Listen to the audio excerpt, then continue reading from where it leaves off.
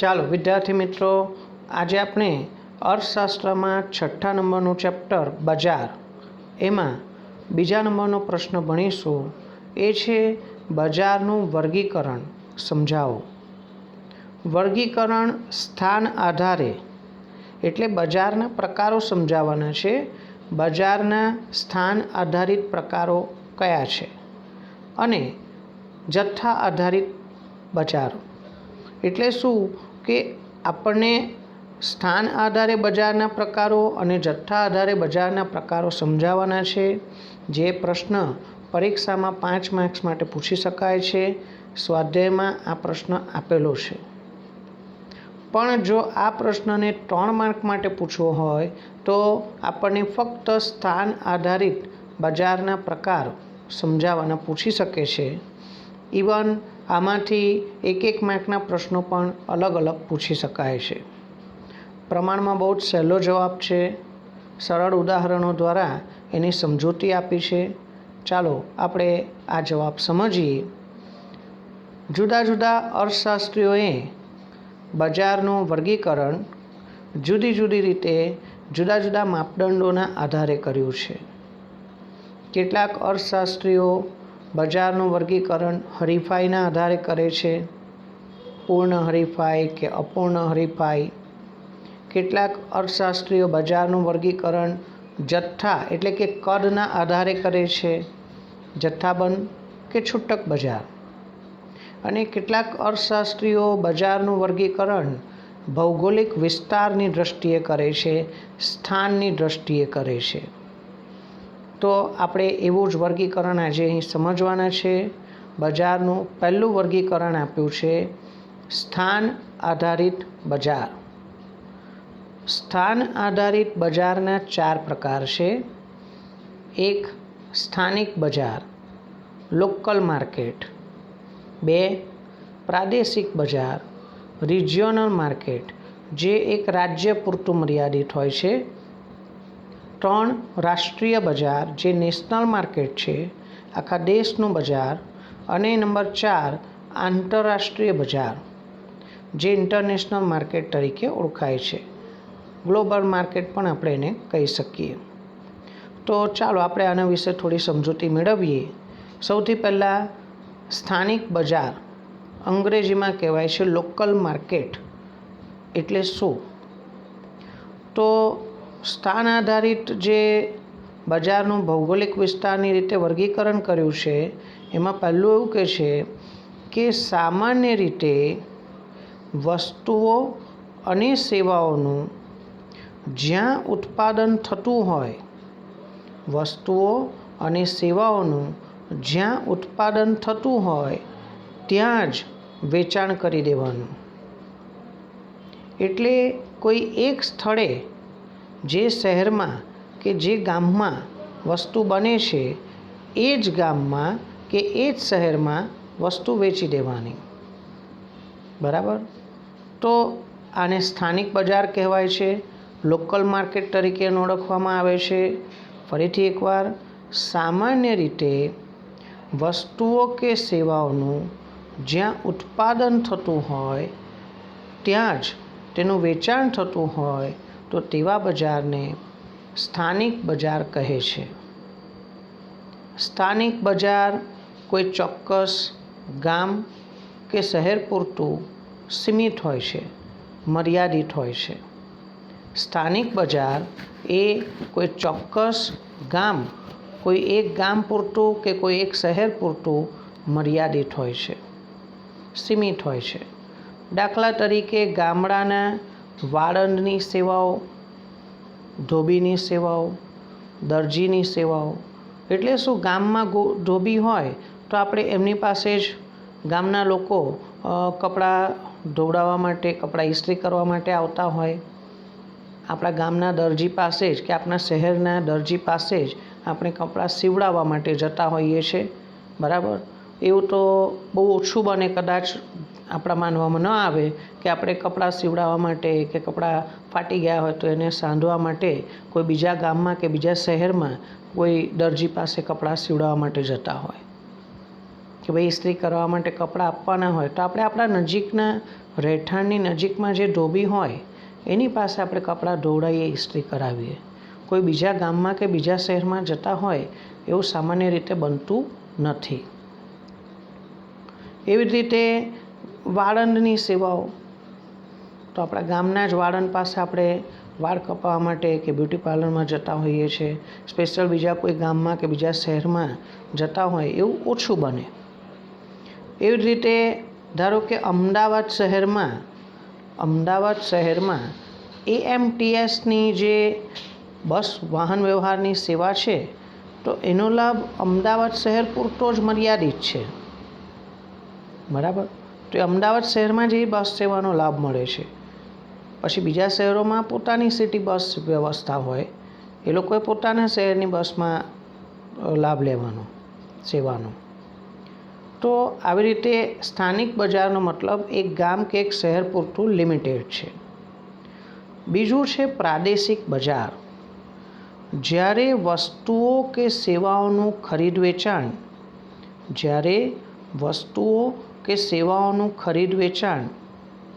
કોઈ એક ચોક્કસ પ્રદેશ પૂરતું સીમિત હોય છે. જ્યારે વસ્તુઓ કે સેવાઓનું ખરીદ વેચાણ કોઈ એક ચોક્કસ પ્રદેશ પૂરતું સીમિત હોય છે. અહીં પ્રદેશ એટલે રાજ્ય સમજજો. પ્રદેશ એટલે રાજ્ય. કોઈ એક રાજ્ય પૂરતું સીમિત હોય, મર્યાદિત હોય, ત્યારે તેને પ્રાદેશિક બજાર કહે છે. ફરીથી એકવાર, જ્યારે વસ્તુઓ કે સેવાઓનું ખરીદ વેચાણ કોઈ એક ચોક્કસ પ્રદેશ પૂરતું, કોઈ એક ચોક્કસ રાજ્ય પૂરતું મર્યાદિત હોય છે, સીમિત હોય છે, તો તેને પ્રાદેશિક બજાર કહે છે.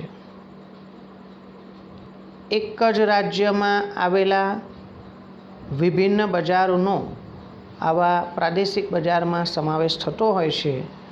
ખાસ કરીને આપણે એના ઉદાહરણોમાં એવું લઈ શકીએ છીએ કે સુરતની ઘારી, એનું વેચાણ ધારો કે સુરત શહેર ઉપરાંત ગુજરાતના બીજા બધા શહેરોમાં પણ થતું હોય, તો એ એક રાજ્ય પૂરતું મર્યાદિત હોવું જોઈએ, ગુજરાત પૂરતું.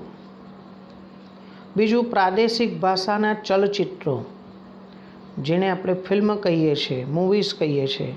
તો પ્રાદેશિક ભાષાના ચલચિત્રો મોટે ભાગે જે તે પ્રદેશમાં જ એનો ઉપયોગ થતો હોય છે. આપણા ગુજરાતી ભાષાના ચલચિત્રો, ગુજરાતી ફિલ્મો ગુજરાતમાં વધારે જુએ. હવે ગુજરાતી ફિલ્મને આપણે તમિલનાડુમાં કે કેરળમાં રજૂ કરીએ તો એ લોકો ત્યાં જોવા નથી જવાના, એમને ના સમજ પડે. આપણી ત્યાં જો આપણને તમિલ ભાષામાં કે તેલુગુ ભાષામાં કે આવી કોઈ બીજી ભાષાનું પિક્ચર આપણે ત્યાં રિલીઝ થાય તો એ જોનારો વર્ગ કેટલો, સમજ કેટલાને પડે. હા, કદાચ તમિલનાડુમાંથી કે કેરાલામાંથી કે બીજા રાજ્યોમાંથી જ્યારે સ્થળાંતર થઈને આપણા રાજ્યમાં આવેલા ઘણા બધા લોકો હોય તો એમનું માર્કેટ મેળવવા માટે કદાચ એવું મૂવી રિલીઝ થઈ શકે.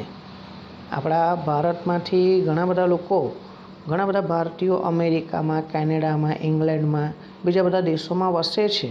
તો આપણા ગુજરાતી મૂવીઝ ત્યાંની થિયેટરમાં રિલીઝ થાય છે, જુએ છે લોકો. આપણા Indian movies, Hindi movies Bharat ઉપરાંત બીજા બધા દેશોમાં પણ એ થિયેટરમાં જોવામાં આવે છે, તો એ વિદેશ માર્કેટ મેળવી શકે છે. પણ સામાન્ય રીતે પ્રાદેશિક ભાષાના ફિલ્મો, પંજાબી ભાષાનું ફિલ્મ હોય તો એ પંજાબમાં વધારે એનું ચલણ હોય, બરાબર. આપણા ગુજરાતમાં એનું ચલણ ઓછું હોય, એનું રિલીઝ ના થાય પંજાબી ભાષાની ફિલ્મ. કેટલા જણ જોવા જઈ શકે, માર્કેટ ઓછું છે એટલે. ગુજરાતી ભાષાના પુસ્તકો આપણે જે ભણીએ છીએ તો એ પુસ્તકો જે ગુજરાત રાજ્ય પાઠ્યપુસ્તક શાળા મંડળ દ્વારા બહાર પાડવામાં આવ્યા છે, 11 કોમર્સની અર્થશાસ્ત્રની ચોપડી, તેનું માર્કેટ ગુજરાત પૂરતું મર્યાદિત હોય. આપણા ગુજરાતના વિદ્યાર્થી ભણે, પણ રાજસ્થાનમાં જાય, મહારાષ્ટ્રમાં જાય તો ત્યાંની બોર્ડ જે ચોપડી બહાર પાડે એમની ભાષામાં, એ એમને વાપરવી પડે, એ ભણવું પડે. ત્યાં આપણું પુસ્તક ના ચાલે. ઇવન આપણે ત્યાં મહારાષ્ટ્રનું પુસ્તક ના ચાલે. એટલે આ જે પ્રાદેશિક ભાષાના પુસ્તકો હોય છે એ સામાન્ય રીતે પ્રાદેશિક બજાર ધરાવતા હોય છે. પણ હવે છે ને આપણે આધુનિક સમયમાં જે એવું કહી શકીએ કે લોકો જુદા જુદા વિસ્તારોમાં, જુદા જુદા રાજ્યોમાં જે સ્થળાંતર કરીને ગયા છે, આજે મહારાષ્ટ્રમાં, ખાસ કરીને મુંબઈમાં ગુજરાતીઓનું પ્રમાણ બહુ બધું છે. બહુ બધા લોકો ગુજરાતીઓ છે. તો ત્યાં ગુજરાતી ન્યૂઝપેપર પણ મળતા હોય, બરાબર. તો ત્યાં ગુજરાતી ન્યૂઝપેપરનું માર્કેટ છે. ગુજરાતની બહાર ગુજરાતી મેગેઝિન પણ મળી શકતા હોય છે, ગુજરાતી વાર્તાની પુસ્તકો પણ મળી શકે, કેમ કે ત્યાં ગુજરાતીઓની પબ્લિક સંખ્યા વધારે છે.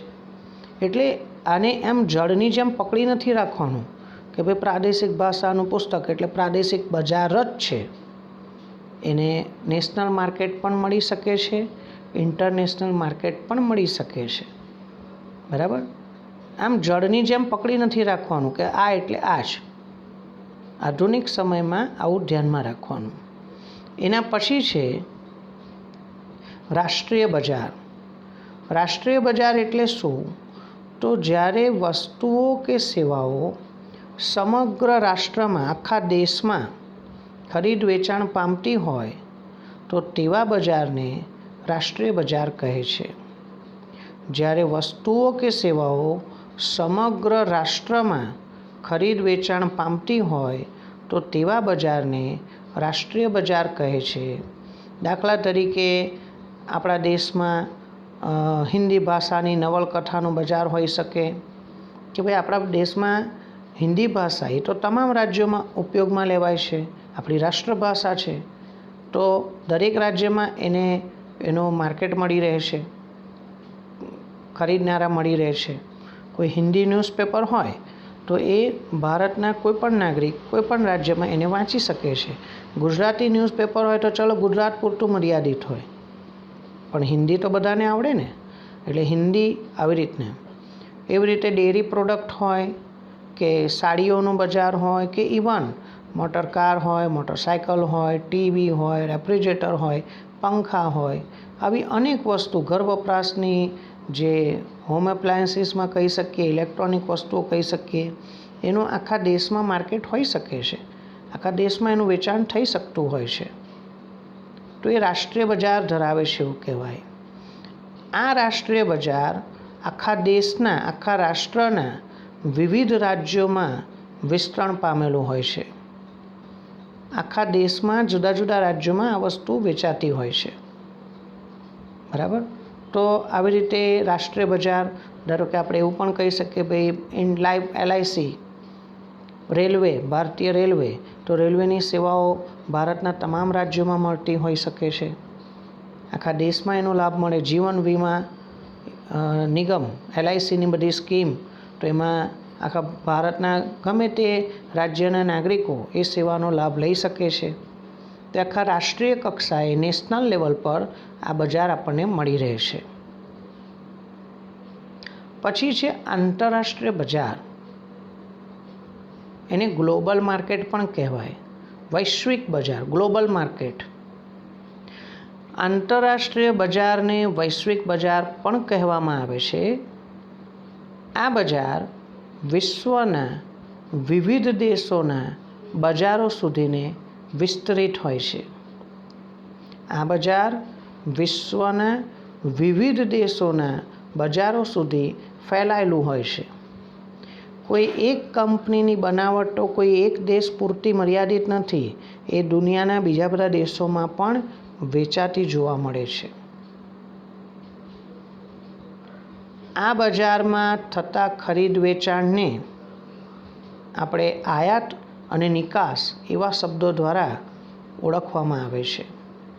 આ બજારમાં થતા ખરીદ વેચાણને આયાત અને નિકાસ એવા શબ્દોથી ઓળખીએ છીએ. એટલે ધારો કે આપણે અમેરિકાના કોઈ વેપારી પાસેથી વસ્તુ ખરીદીએ, ભારતમાં લાવીએ, તો ભારતમાં આયાત થઈ કહેવાય.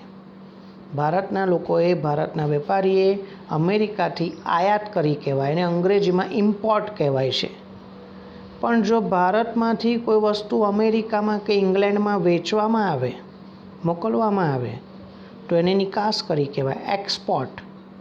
ઇમ્પોર્ટ એટલે આપણા દેશમાં આવે છે આયાત, એક્સપોર્ટ એટલે નિકાસ, આપણા દેશમાંથી વસ્તુ બહારના દેશમાં જાય છે. તો આવી રીતે આંતરરાષ્ટ્રીય બજારમાં ખરીદ વેચાણ થાય છે અને આપણે આયાત અને નિકાસ કહીએ છીએ. એના પણ ઉદાહરણો આપ્યા છે. ધારો કે અંગ્રેજી ભાષાના પુસ્તકો આંતરરાષ્ટ્રીય બજાર ધરાવી શકે છે. કેમ કે એક કરતાં વધારે દેશોમાં ઇંગ્લિશ ભાષા, અંગ્રેજી ભાષા એ આંતરરાષ્ટ્રીય ભાષા હોવાથી એનો ઉપયોગ થાય છે. બરાબર. તો અંગ્રેજી ન્યૂઝપેપર હોય, અંગ્રેજી મેગેઝિન હોય, અંગ્રેજી નોવેલ હોય, ઇવન અંગ્રેજીમાં મૂવીઝ હોય છે. બરાબર. ઇંગ્લિશ મૂવીઝ એ વર્લ્ડ વાઇડ આખા વિશ્વમાં જુદા જુદા દેશોમાં એને રિલીઝ કરી શકાય છે. હા, ત્યાંનું માર્કેટ વધારે મેળવવું હોય તો ત્યાંની જે રાષ્ટ્રભાષા હોય, ધારો કે આપણા ત્યાં હોલિવૂડની ફિલ્મો ઇંગ્લિશ મૂવીઝ હિન્દીમાં રૂપાંતર થઈને આપણી ત્યાં રિલીઝ થતી હોય છે કે ભાઈ ઇન્ડિયન પબ્લિક, ભારતીય બજાર એ લોકોને મળી શકે.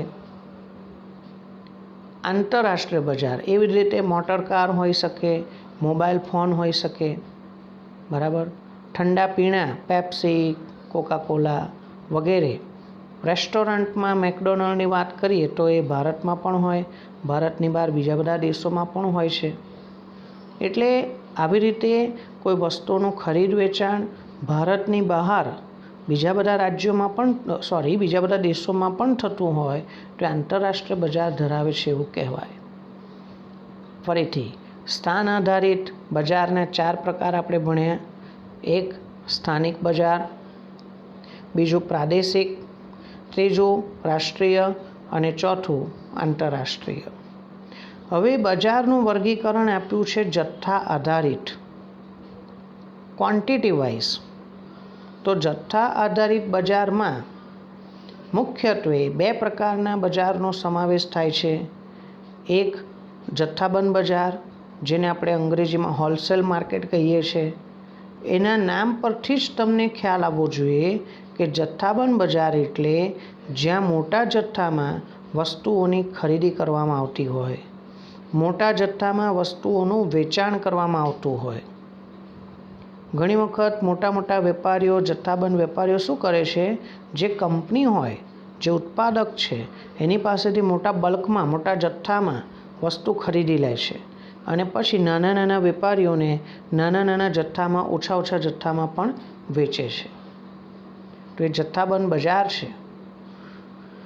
જથ્થાબંધ બજારનો અર્થ એવી રીતે સમજીશું.